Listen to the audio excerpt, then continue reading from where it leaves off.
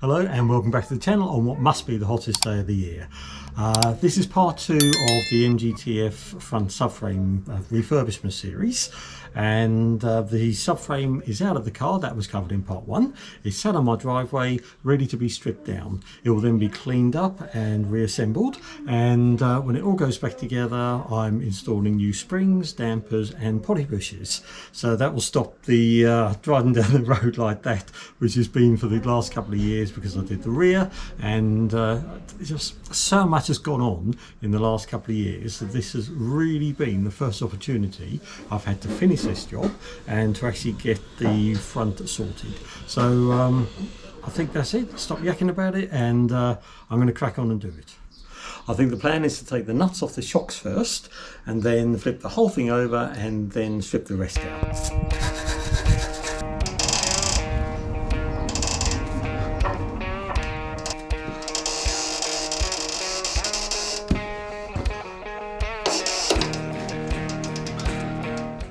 Okay, we've got the nut, we've then got this washer or spacer, and then the bush.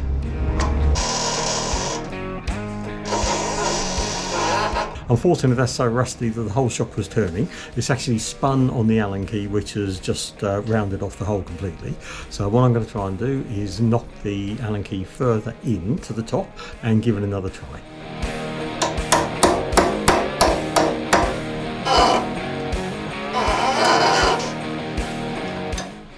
Right, that's not going to work. You can see how loose that is. That's well and truly rounded off. I'm not keeping the old dampers and springs anyway, so it doesn't matter too much if I cut them off. But what I am going to try is the impact driver and see if that will get this nut off.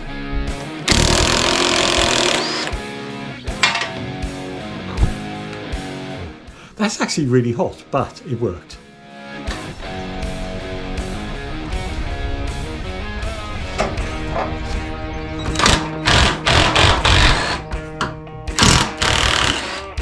The one on the other side came out no problem. This bolt doesn't want to come out, so time to make some noise.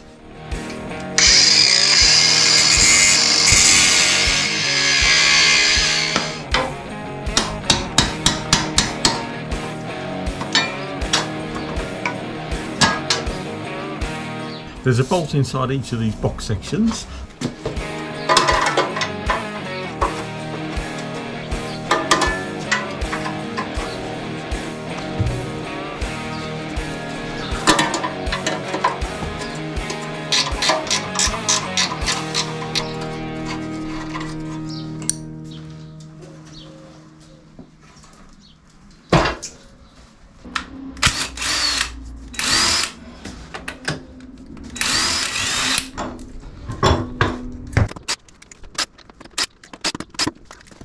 Next up will be to take out the 2 remaining cross brace bolts, and my recovery straps can come off as well.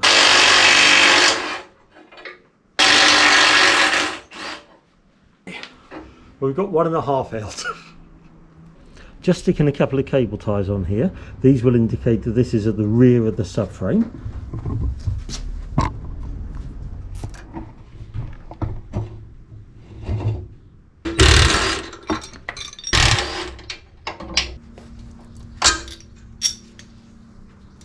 Next, I think, anti-roll bar and drop links.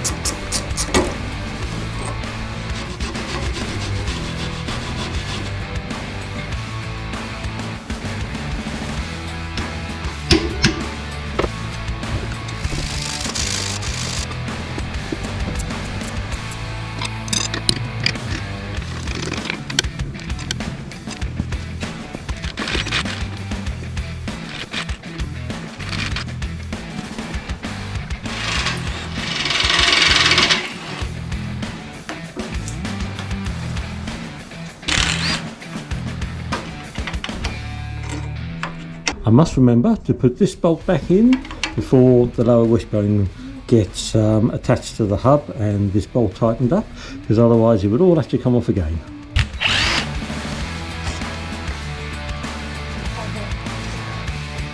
Just back on the near side, just put a cable tie around this one as well. I don't know if these drop links are interchangeable side to side.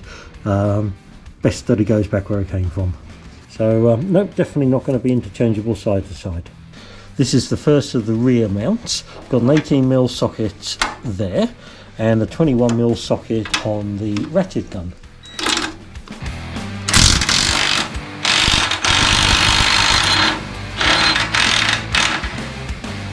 Yes!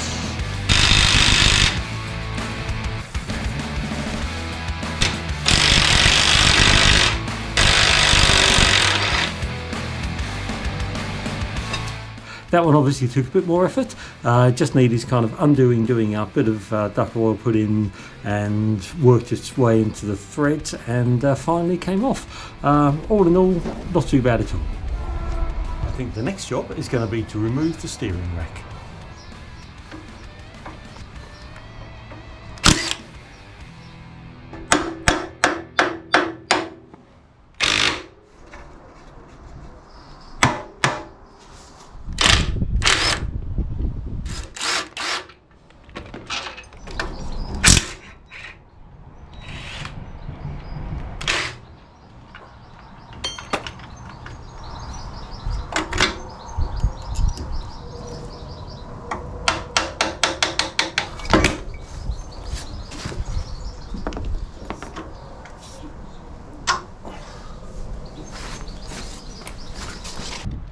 I reckon the front subframe mounts can come off next.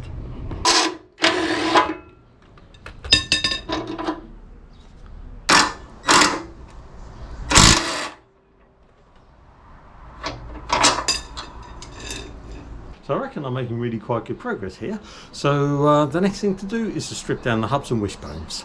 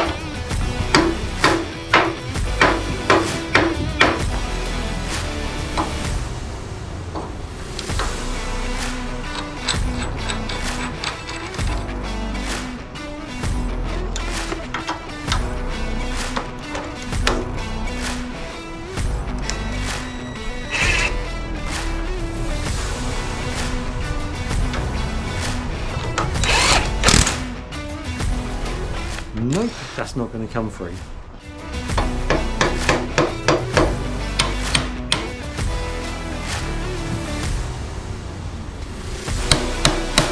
Here, unfortunately, neither ball joint seems to be coming free. I'm wondering if it's the spring from the shock absorber pushing one way and the natural elasticity of the bushes in the wishbone pushing the other way, and basically they're sandwiching the hub in between and not letting either ball joint come free. I decided to remove the bolt that holds the shock absorber to the upper arm. Bear in mind, of course, that everything's upside down here.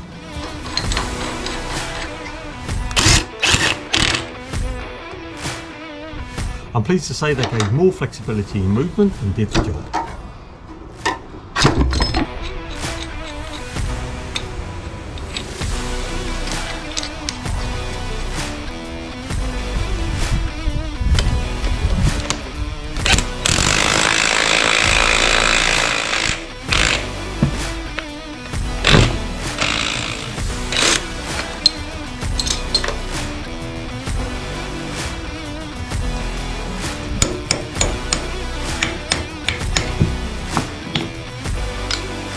That did the trick. Excellent.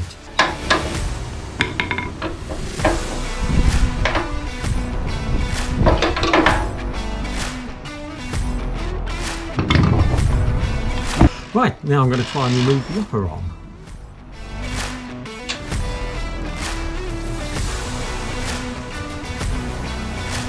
There's a nut in there that could be a bit difficult to get to, so I'll probably end up lifting up the subframe. As I've got to do it on both sides, I might as well just do it once. I'm going to leave that till last. Should be able to get the wishbone out and leave this arm in place for the time being.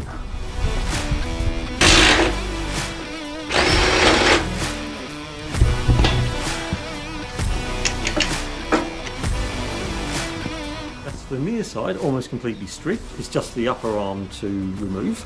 So what I'm going to do for the time being, I'm going to move on to the off side to do the same again. No need to video this, so I'll be back soon. Job done. That didn't take long at all. Let's tackle those upper arms now.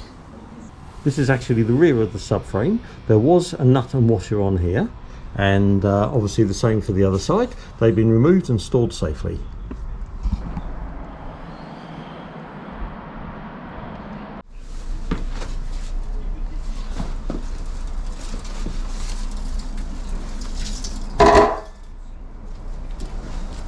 So looking through the box section, I can see the other nut.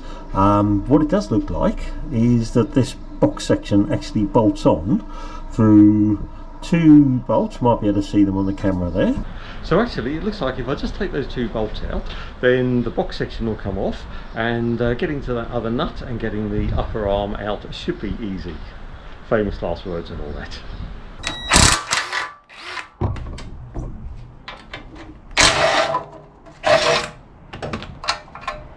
Those two on the outside were 30mm, this one's a 20.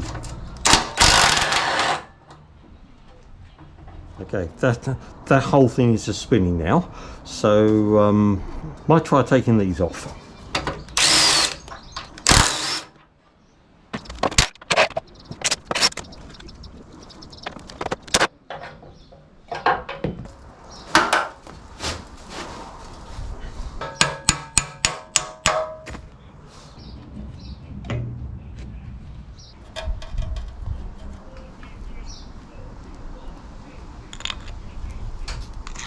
Okay, suffice to say that's completely stripped down now, and reassembly is obviously just going to be the reverse of the strip down. However, there's an awful lot of work to be done in the interim.